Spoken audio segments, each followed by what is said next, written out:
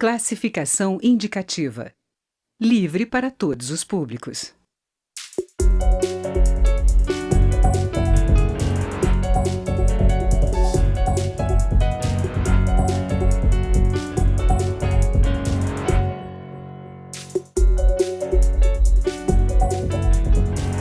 Olá! A cobrança de mensalidade dos alunos que podem pagar é uma das saídas apontadas para a crise nas universidades públicas.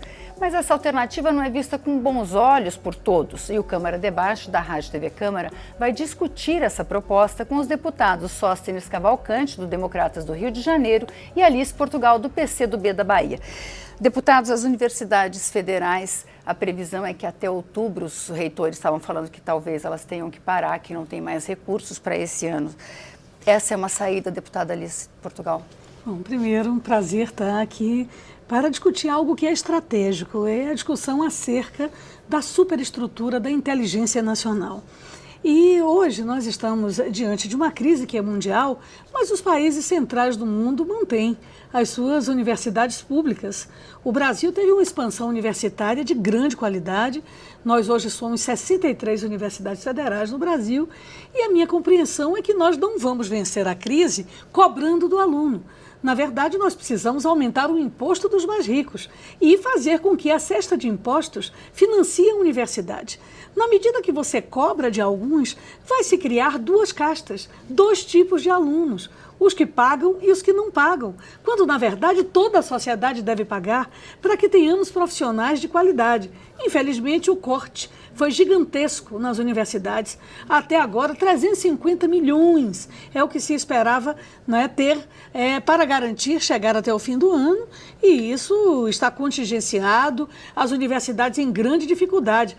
Mas nós precisamos taxar as grandes fortunas, fazer com que os que têm mais colaborem mais, ao invés de jogar para dentro da universidade a solução de uma crise que é sistêmica, o que geraria uma diferença do Brasil em relação aos demais países. Veja a situação do Chile, a crise no Chile após a cobrança de mensalidades, ou mesmo um crédito educativo generalizado que leva nos Estados Unidos da América do Norte a termos uma legião de endividados porque não conseguem pagar este financiamento.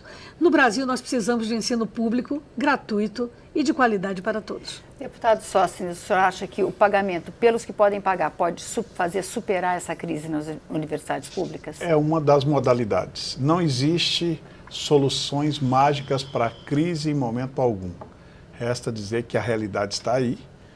Os méritos da ampliação do nosso ensino universitário para, em especial, o governo que passou, ampliou-se demais. Logicamente que ao ampliar se necessita do famoso custeio, que é o sustento daquilo que se ampliou.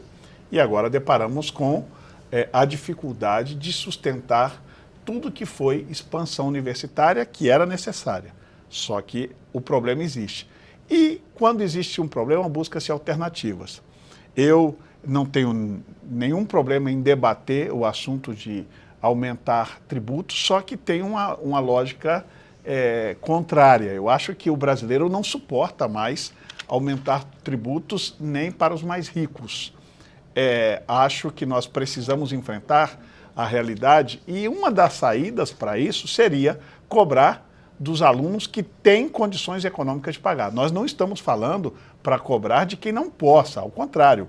Aqui da mesma forma que se defende taxação de grandes fortunas ou dos mais ricos, nós estaríamos cobrando para os alunos que estão em uma universidade que tem recursos próprios ou familiar, de renda ainda indefinida, porque é só uma ideia, não tem nenhum projeto de lei elaborado, mas que essas pessoas também possam, tendo condições, contribuir para a sustentação dessas universidades. O que não dá é para negarmos de que o problema existe e de que não vamos resolver ele de forma alguma. É uma proposta interessante, eu acho muito importante, porque finalmente quem pode pagar, que pague para ter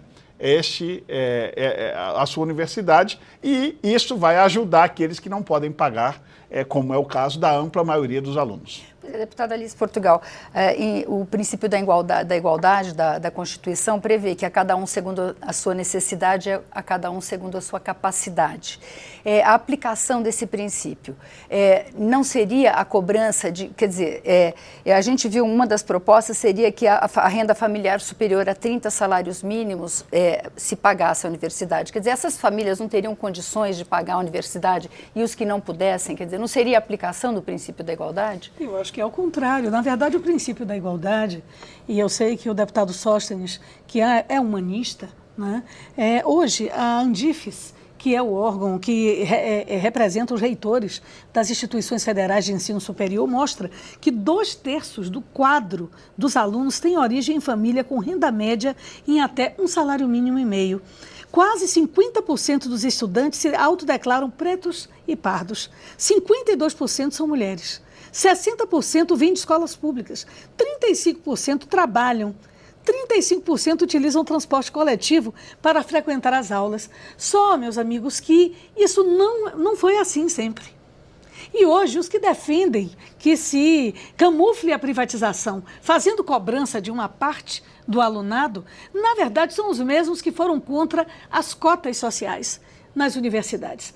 Na minha geração, lá da década de 70, os pátios das universidades eram coalhados dos carros dos mais ricos, porque como as universidades federais, o funil do vestibular fazia com que poucos passassem, os que passavam vinham da escola particular, que era naquela época de melhor qualidade. Com o advento do Enem e das cotas, nós conseguimos abrir as universidades brasileiras.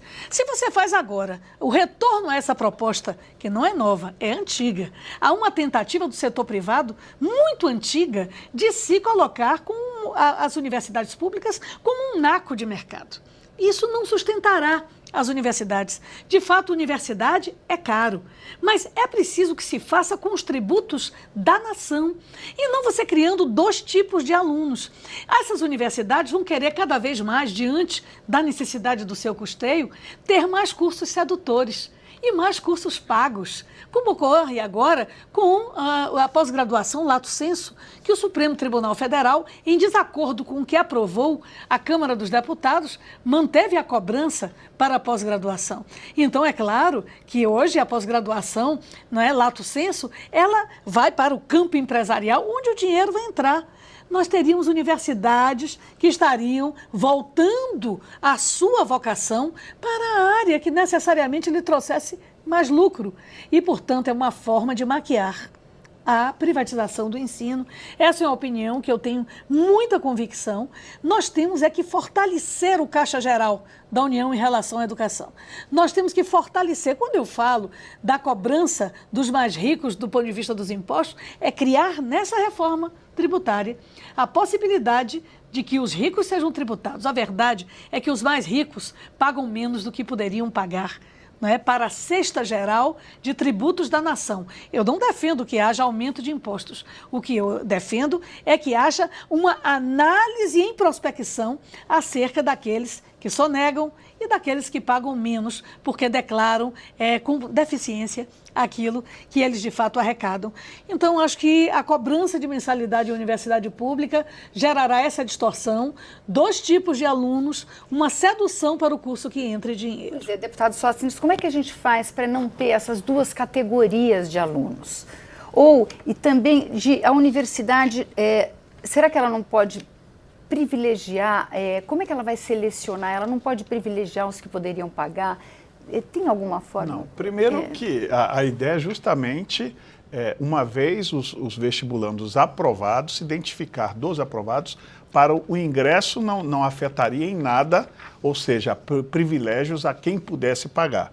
Uma vez feito o vestibular aprovado, vai-se na admissão ver aqueles que têm condições de teto salarial de ajudar na contribuição da universidade. Então, no ingresso não haveria esse problema, porque o ingresso é feito através de vestibular. Segundo, eu tenho convicção de que nós brasileiros somos um país tão vocacionado para viver em paz e harmonia, de que o aluno que tiver condições de fazer essa contribuição, é bom deixar claro de que ele não está pagando integralmente a sua universidade. A proposta nem é essa, é ter uma taxa para a contribuição, e acho que isso seria visto por quem paga como uma taxa social.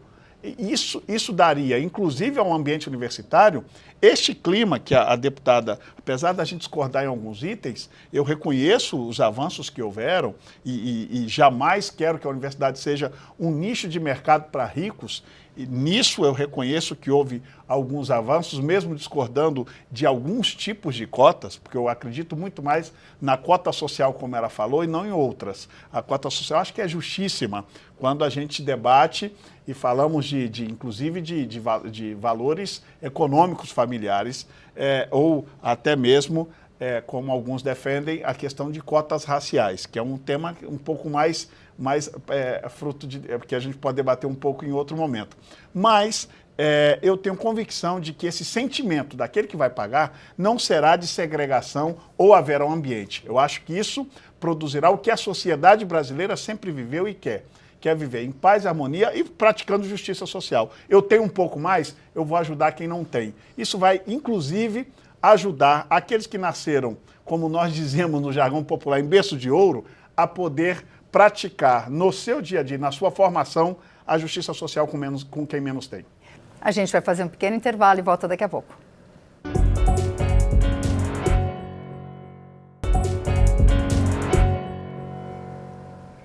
O Câmara Debate está de volta. Hoje nós estamos discutindo a cobrança de mensalidade pelas universidades públicas com os deputados Alice Portugal, do PCdoB da Bahia, e Sóstenes Cavalcante, do Democratas do Rio de Janeiro. Deputada Alice Portugal, o Brasil ampliou muito o acesso ao ensino universitário, mas existe um questionamento sobre a qualidade do ensino básico no país. Será que não seria o caso de não investir tanto no ensino universitário e direcionar para o ensino básico esse dinheiro? Esse sempre é um debate que se coloca à mesa, especialmente em tempos de crise. Na verdade, todos os países do mundo que conseguiram evoluir através da educação, que é o elemento emancipatório mais eficaz que existe, né? A educação transforma tudo. Esses países como a Coreia e os países que estão em desenvolvimento, trabalhando através da educação a sua emancipação, tiveram um investimento global. Não adianta você investir só na base até o ensino médio e técnico e não constituir a sua superestrutura de inteligência que gera o desenvolvimento econômico, tecnológico, científico, para que um país como o nosso deixe de ser apenas um exportador de commodities, né? E, ao mesmo tempo, importe telefones celulares, tablets, antenas parabólicas, antenas, satélites, alugue satélites. Nós precisamos produzir tecnologia. Para produzir tecnologia, universidade pública, né? Com todos os problemas de qualidade que são questionados, né? Hoje o Brasil tem 63 universidades federais com 1.200.000 alunos. Ainda é pouco. Mas veja a situação, dessas 63 universidades, 18 delas estão no grupo que reúne as 1.000 melhores universidades do mundo. As nossas universidades são boas. E nós temos meninos que são campeões da matemática, que são criativos, né, no desenvolvimento tecnológico. Nós não podemos segmentar isso. Olha, quando a gente paga, a gente quer mais. Essa é a realidade, Sóstenes. A exigência é diferenciada de quem banca, de quem paga. Isso é ideológico, isso é cultural. Então, nós precisamos de uma estrutura universitária que seja plural, ela seja uma caixa de ressonância da sociedade, onde nós tenhamos essa planície do ponto de vista das possibilidades. E, a partir disso, o desenvolvimento se dá. Eu fico impressionada, os meninos das cotas. Em tese, eles deveriam, porque vieram de uma escola pública, terem um menor desempenho. Mas eles são iguais ou melhores em todas as pesquisas feitas pela Andifes, que é insuspeita, né, na análise intrínseca das universidades brasileiras. Cobrar será um engano, querido Sóstenes. Cobrar, na minha compreensão, nós poderemos correr esse risco. E mesmo no alto da boa intenção de alguns, como eu reconheço em você, né, nós teremos a segmentação da instituição, nós não manteremos, porque pesquisa é cara, extensão é cara. Né? Universidade, ela é elemento estratégico. Então, o governo Temer, infelizmente, o que ele está fazendo é algo temerário, é complicado. Você fazer um corte tão radical. Hoje eu estou com os dados em mãos. Esse ano, os cortes anunciados atingiram a 3,6 bilhões de despesas diretas do MEC. Isso é muito grave, além de 700 milhões em emendas parlamentares para a área da educação. Levando em conta o total previsto, a pasta realizou um contingenciamento de 15%. Então, é definir prioridade. Você pode até diminuir a quantidade de asfalto no Brasil, né? Mas é preciso manter as instituições e, ao mesmo tempo, cumprir o Plano Nacional de Educação para garantir que o ensino básico ele chegue a termo com qualidade. Deputado Sóstenes, a Constituição prevê que o ensino seja público e gratuito.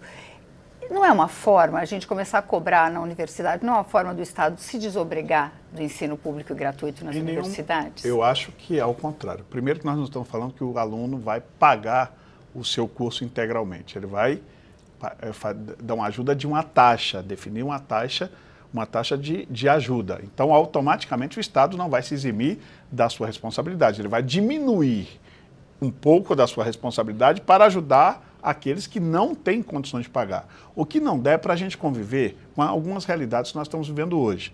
Eu não vou entrar em debates, até porque o programa é de entrevista, alguns números que a deputada trouxe, até porque o ministro já se pronunciou que está existindo uma desinformação com esses números. Depois você pode até ver o posicionamento do ministro e entrar no site do MEC para rebater números, mas não é debate o programa. Eu quero só me ater a nossa entrevista em si, é tão importante. E dizer que este item em especial das nossas universidades, eu outro dia fui visitar o UFRJ no meu estado, o centro de pesquisa que a deputada tão bem fala, que o governo que aí está, se fosse responsabilidade de um governo, isso não é responsabilidade de um governo, é de uma estrutura, e aí eu não vou partidarizar o assunto, porque não quero fazer isso num programa, porque não é o fim. Isso vem de todos os governos anteriores, todos, sem exceção, e do atual. Estive há alguns meses atrás no centro de pesquisa da UFRJ no Rio. O gerador, lá tem pesquisas de mais de 50 anos. Genética, tantas coisas importantes para o futuro da pesquisa científica do Brasil. Mais de 50 anos guardados em ambientes que necessitam ter energia própria. O gerador deste local é emprestado. Isso já fazem alguns anos. Não é desse governo, não estou partidarizando o debate.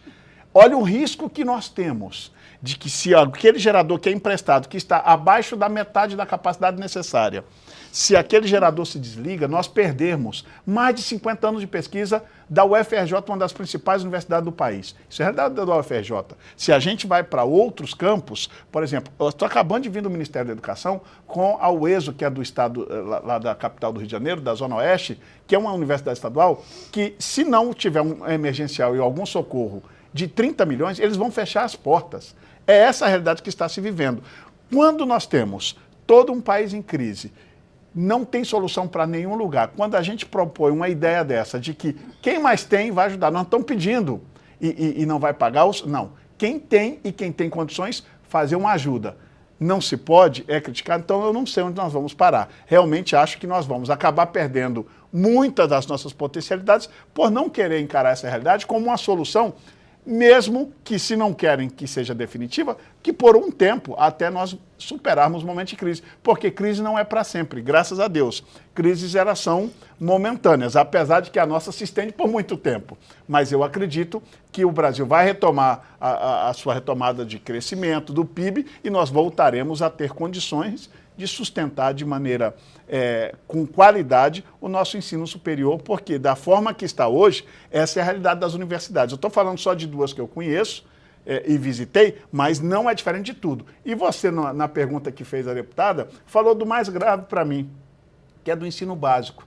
Como é que eu vou pensar na universidade e não se constrói uma casa pelo telhado? Como é que nós vamos conviver com a realidade de que hoje centenas de milhões de mães, ou dezenas de milhares de mães, ou até milhões, não têm onde colocar seu filho numa creche, que é o início da educação. Creche. Não temos creche suficiente para o país. E nós ficarmos discutindo se pode ou não taxar quem tem dinheiro para pagar a universidade. Eu acho que quando você olha a educação, você tem que olhar ela pelo ciclo completo, não só no nível universitário, e essa é uma solução que não resolve o problema da educação. Para mim ele é muito mais complexo. Eu que sou do estado do Rio de Janeiro e que vi Leonel Brizola construir um dos maiores projetos educacionais que conheço, que é o famoso CIEP, que funciona até hoje. Quem não viu Brizola vivo, e olha que eu não sou brizolista, mas devo reconhecer que o legado dele está no nosso estado.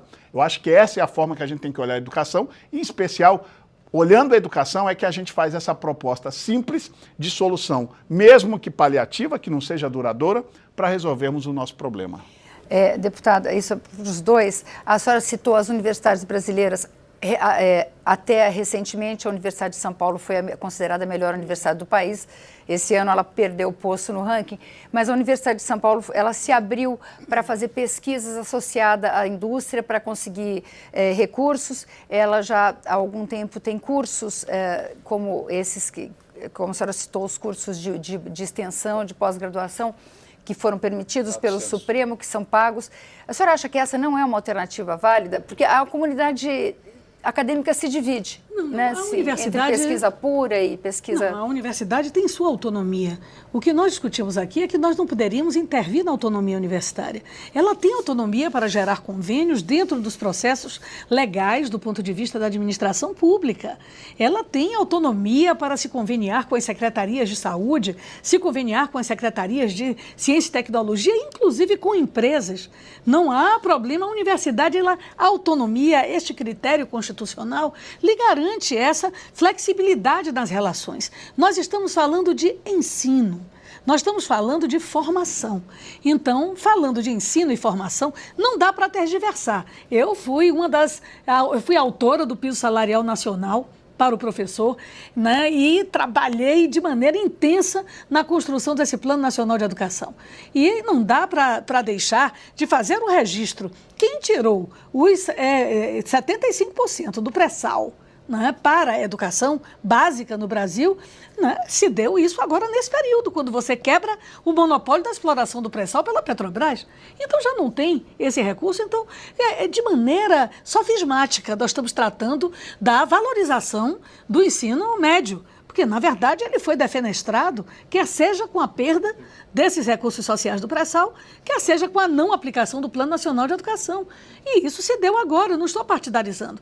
Eu estou focando do ponto de vista, né, temporal, o que é que está acontecendo. Agora, em relação às universidades, 59 itens da administração pública foram anunciados para privatizações. Os aeroportos, 12 aeroportos, não é parceria, é privatização.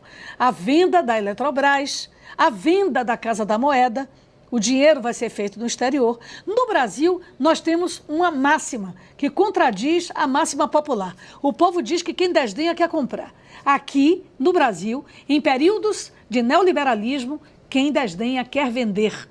E isso pode ser uma porta aberta para a privatização do ensino superior. O que eu defendo é justiça fiscal.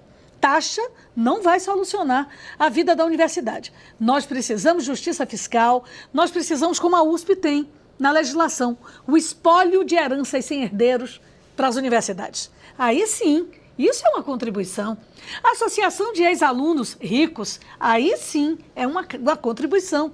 Mas alunado, para ser igual, horizontal, tem que ser mantido de maneira pública e igual, onde não haja diferença de etnia, não haja diferença de origem, não haja diferença efetiva do ponto de vista, inclusive, da sua formação original. A universidade tem que se abrir para todos. Deputado Suassuna. E por isso eu não, de maneira nenhuma, posso concordar, nem eu, nem os estudantes brasileiros, nem a comunidade universitária, com cobrança nas universidades. Eu tenho muito respeito à deputada Alice Portugal. Logicamente que os nossos pontos de vista ideológicos em alguns momentos divergem, como neste item, mas sempre com muito respeito, até porque é dever nosso, a nossa convivência parlamentar as mulheres são tão poucas nesta casa que a gente tem que... agora, ele vai aumentar, você pode ficar tranquilo aqui. Convicção na capacidade de vocês e do eleitorado brasileiro. A presença da mulher engrandece o parlamento. Mas dizer de que a decisão da USP é uma das tantas que eu acho que deve ser seguida já aproveitando a autonomia das universidades. E tenho certeza de que esse debate que agora já suscita, e graças a Deus que estamos suscitando esse debate, vai levar a reitores e autonomia, respeitando as autonomias das universidades, a pensar em uma alternativa. Já várias universidades têm taxas em alguns cursos, fora do curso regular, para ajudar nesse momento de tamanha deficiência. Acho que isso vai despertar o interesse e fazer com que as universidades, com a sua autonomia, melhorem sua gestão e resolvam um problema. O que não dá é para a gente viver o mundo do faz de contas, o conto de fadas, de que a universidade está tudo bem, tudo está funcionando uma maravilha, que a culpa é só desse governo que tem um ano, e como que se a gente entrasse nas universidades e os prédios estivessem todos reformados, tudo funcionando a mil maravilhas, não é este conto de fada. O aluno que está do outro lado da televisão sabe a realidade. O pai do aluno conhece a realidade das universidades e não é de um ano para cá. Nós estamos vivendo um momento de crise, que precisamos e vamos superá-lo. Mas esse problema já se arrasta há muitos anos. É só ver as nossas universidades, a época que foram construídas, e suas manutenções. Quando é que foi feita a última manutenção em algumas universidades? Vai lá que você vai ver o caos, em especial no meu estado. É só dar uma olhadinha, então, não é um problema de um ano, é um problema sistêmico, e com um problema sistêmico você tem que enfrentar com taxas como essa sugestão, inclusive também revendo na questão da reforma tributária, que eu sou a favor. Eu não tenho problema nenhum em discutirmos isso na reforma tributária. Muito obrigada, deputados. O Câmara Debate termina aqui. Você pode rever ou compartilhar este ou outros programas na nossa página, câmara.leg.br/Câmara Debate. Nós também estamos no YouTube. Obrigada pela audiência e até a próxima.